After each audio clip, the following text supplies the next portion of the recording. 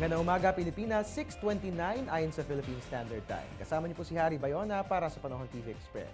Mga kababayan, ng Intertropical Convergence Zone ay umiiral po dito sa atin sa Palawan, sa Visayas at sa Mindanao. Kaugnay niya ang aasahang lagay ng panahon sa buong bansa dito po sa atin sa Metro Manila, ganoon din sa Calabarzon, sa Mimaropa at mga kababayan, dyan din po sa Bicol Region, sa Visayas at sa Mindanao.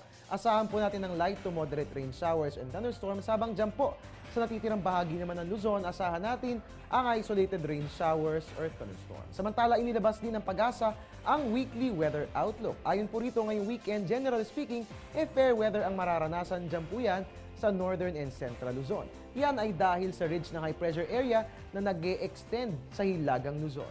At dahil sa ridge of a high pressure area na umiiral sa Luzon, asahan na magtutuloy-tuloy din ang monsoon break.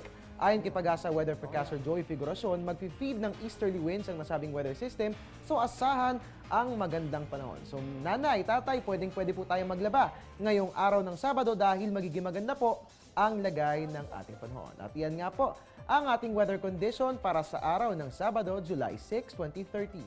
Magbabalik po ang Panahon TV Express sa makalipas ng isang paalala. Download the Air 21 mobile app on your iPhone to avail of shipment tracking, rate calculator, and locations listing. Air 21 mobile app is also available on iPod Touch, iPad, Android, and BlackBerry.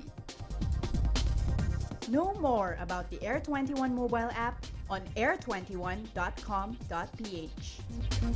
At yan po muna ang latest mula rito sa Pag-asa DOST. Antabayanan ng susunod kong ulat mamayang 7:30 ng umaga. Dito lamang po yan sa Panahon TV Express, kung sa walang pinipiling panahon ang pagbibigay impormasyon. Ako po yung weatherman, Harry Bayona. Magandang Sabado ng umaga sa inyong lahat.